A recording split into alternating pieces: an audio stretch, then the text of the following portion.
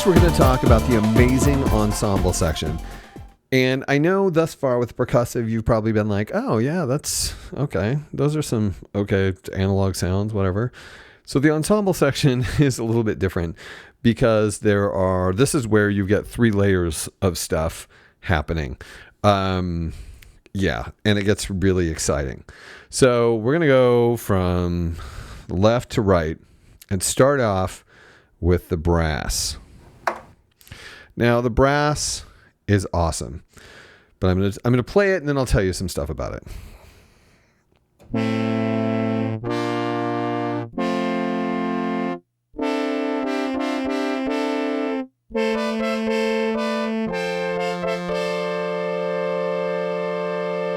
Listen to how awesome that is.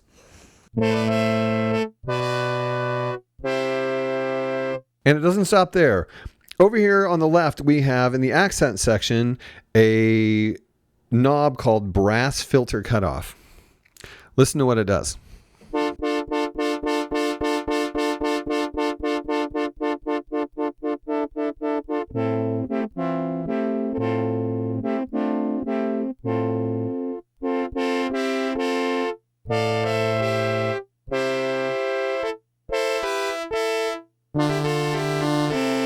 Okay, so what's happening here is the brass has its own filter and own filter envelope associated with it. The filter envelope is set to a particular setting, and controlling the filter cutoff knob changes the degree to which that envelope affects the filter cutoff. Basically, it's just like being on a synthesizer, having your filter controlled by an envelope, and then by changing the filter cutoff, you change how that envelope affects the sound you're getting. The cool thing about this, okay, first of all, this is paraphonic. There is one filter in this particular application, one filter and one filter envelope. So this is actually a paraphonic sound, and under certain circumstances, you can hear the retrigger happening.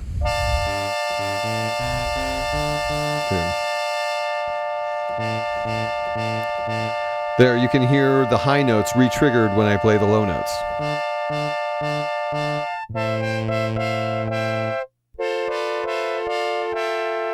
But to be honest, the way they have arranged this, it's really subtle, and you don't hear it like you would hear it like on an ARP Omni.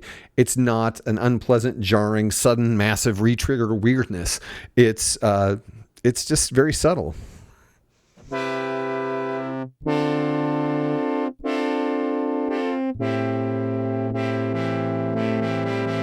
There, you can hear it. I'm re-triggering the high notes with the low notes. But, so often, and this is the reason why paraphonic is so often not a deal. On a synthesizer like this, you're basically just playing chords. It's not like a piano, and it's not like a solo synth. So when you're playing the chords, each chord you play, you're just hearing the articulation.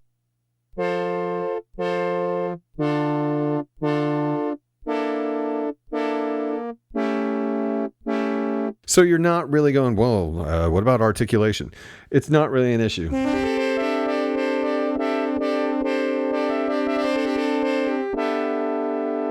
But it's a really, really pleasing brass sound.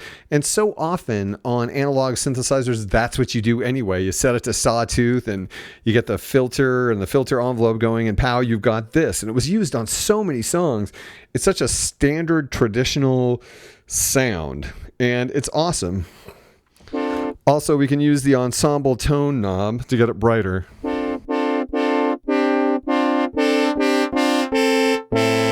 So it can get pretty gritty.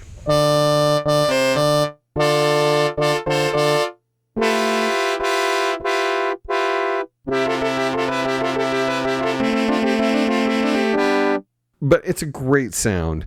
And we're not even done yet. I mean, this is why this section's so exciting. There's so much you can do to it. Okay, next we're going to go over here in the tuning section, because this is a 2 oscillator sound. So you can detune. It's at least 2 oscillator. It's hard to tell necessarily what's going on. I'm pretty sure this is a 2 oscillator sound. So when you affect the A tuning knob over here, you can create detuning. Listen.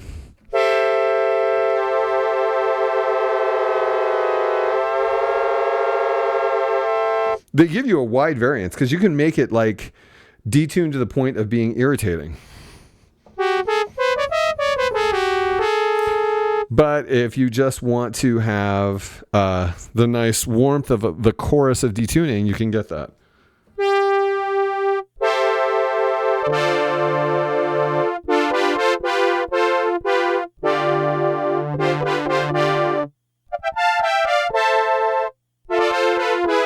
That is a great synthesizer noise. And we haven't even turned on the ensemble chorus phase effect yet. Let's hear brass when we do that. We've got it already. It's detuned, so we've already got chorus going on. But no, Korg had to do it all. So let's listen.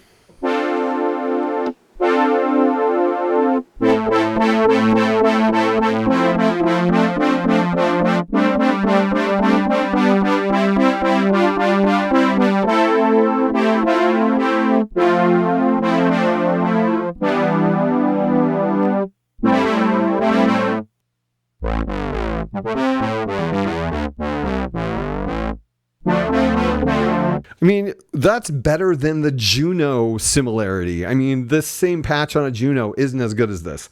And someone's out there going, yes, it is. But I mean, this is awesome. So there you go. That's only one of these presets. The next one, here, let's do this, is organ. Organ isn't organ, but it's more of a church organ, more of a pipe organ than like a Hammond, which I think is an interesting choice.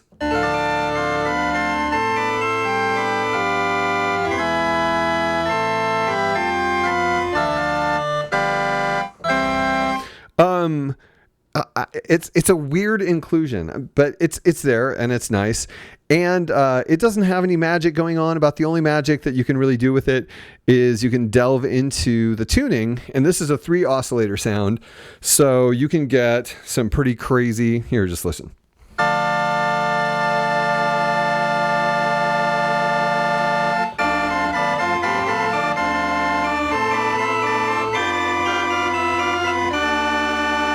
I mean, that's pretty detuned in a sort of horrible way, but you can get some movement in it.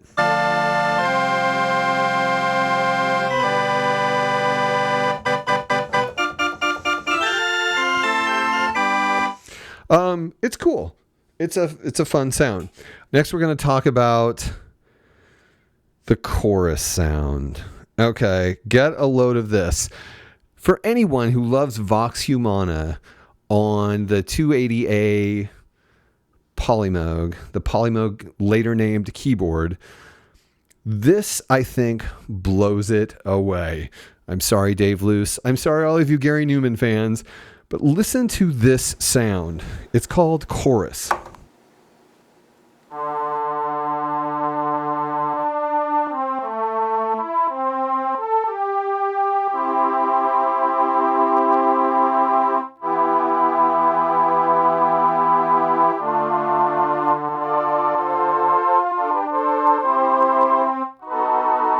Okay, what's happening here is you've got 3 oscillators and they are going through a fixed formant filter structure somewhere in this that's giving them the formants present in the vocal word ah. So it's not a sample. This is an analog synthesizer making a vocal sound, like I actually have done in a number of other synthesizers that allow me to create formants. They have created a fixed formant series to make this analog synthesizer say ah. And as cool as it is, okay, let's listen to it with the vibrato off. We haven't talked about this, the vibrato off button.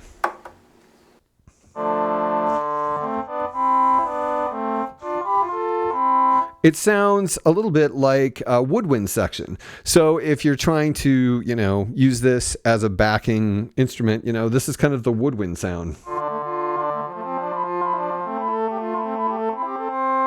But with the vibrato on, you get 3 different vibratos happening on the 3 different oscillators,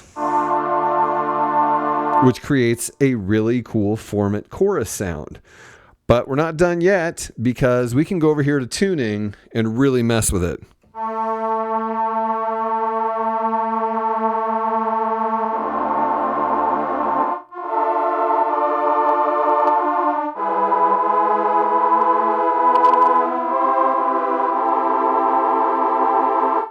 And that sound, especially in combination with some of the string sounds, as we'll demonstrate later, it is so rich and beautiful and so weird and so vocal sample like.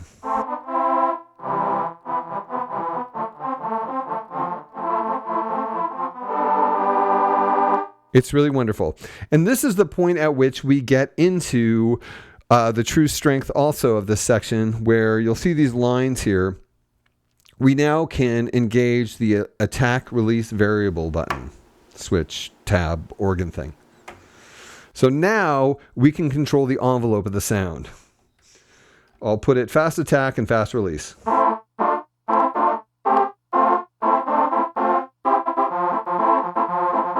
And then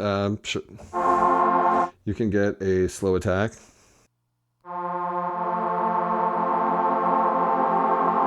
You'll notice each time I played, the attack was specific to each note. Let's make it really long so you can see this.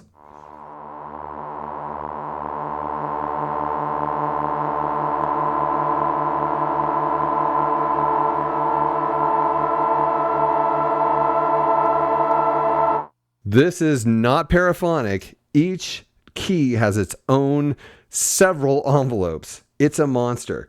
So you can also add a long release.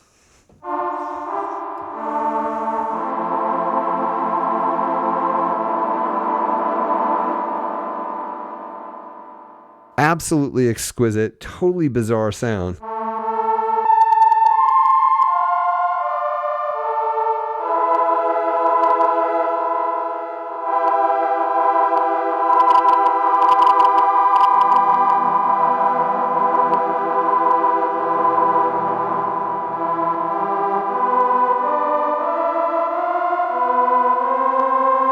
Really cool. I can't get enough of that. Maybe you don't like it as much as I do, but man, I love it.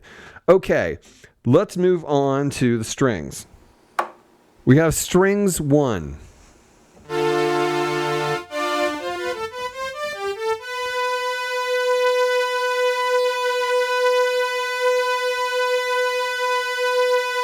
Okay, so strings 1 has vibrato going on, which you can turn off. Now we are in Salina mode.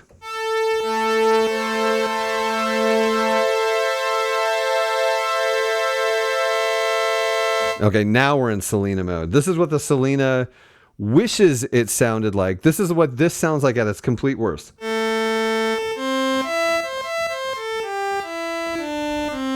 That's just straight sawtooth. It's 3 layers of sawtooth, but it's just straight sawtooth. So it doesn't have any action. It doesn't have any movement. And this is what the Salina sounds like all the time, but with only a single layer of oscillators. Obviously, it's usable. I mean, there's nothing wrong with that. But with the vibrato on, all 3 oscillators are moving and shaking, and it becomes something beautiful.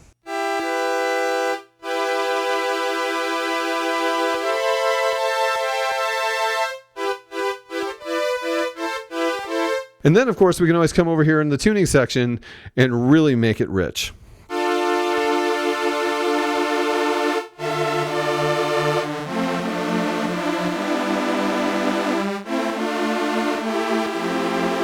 I mean, that is a rich, rich analog sound. You can't beat that. And, okay, so strings 2, we do it individually, but it's really just an octave down. Here, listen. Or octave up, I'm sorry. It's really just an octave up. So you can add them both together and you get 2 sets of octaves of all of that sound. So it turns into this giant monster.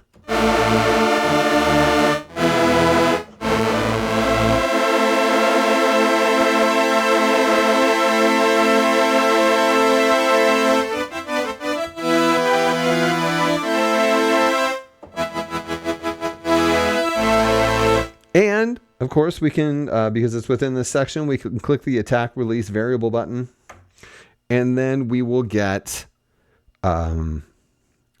different attacks.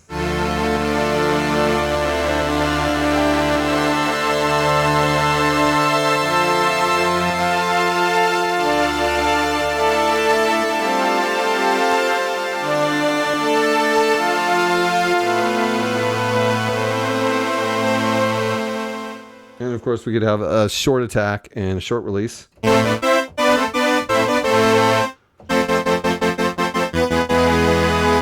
And so you have just a great degree of variability here.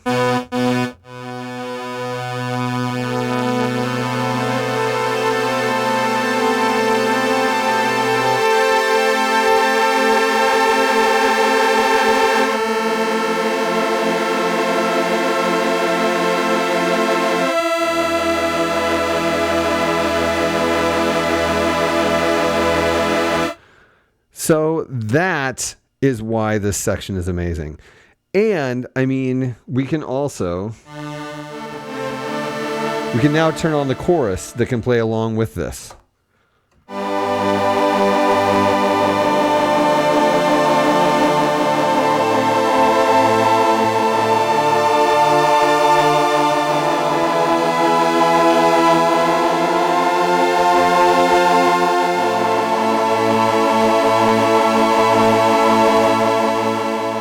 Wow, that's huge.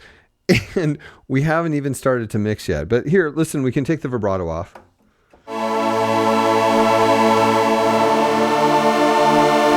It's a little less ethereal there. And of course, we can mess with the tuning.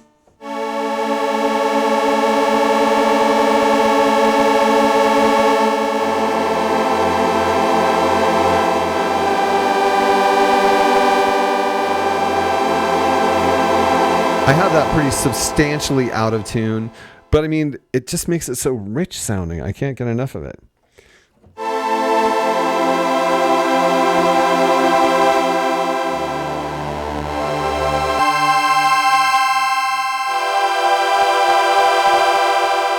Where else do you find a sound like that? Fully analog, 3 different layers of oscillators, chorus. Oh, and so far I haven't even turned the ensemble on yet. Let's hear the chorus phase.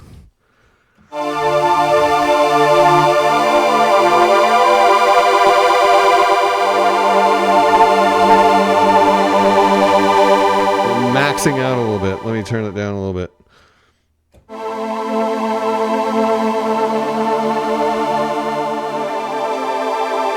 So listen to that. It's absolutely giant and wide and rich and amazing. And that's where the strength of this synthesizer really lies. That you can make these broad, giant, rich string choir pad sounds. We can also add brass and organ in, but there's some sort of subtraction that takes place, like an oscillator is taken away from them when they are used with other sounds. So, but they're still there. Listen.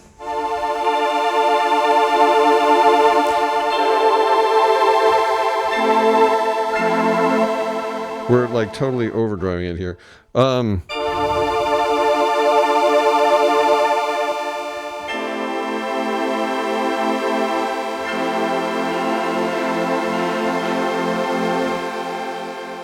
Listen to that.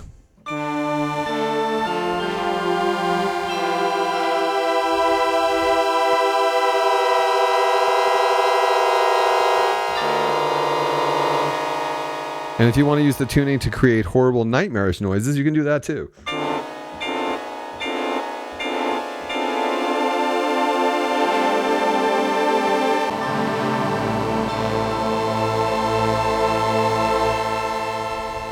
So obviously the ensemble section is pretty exciting.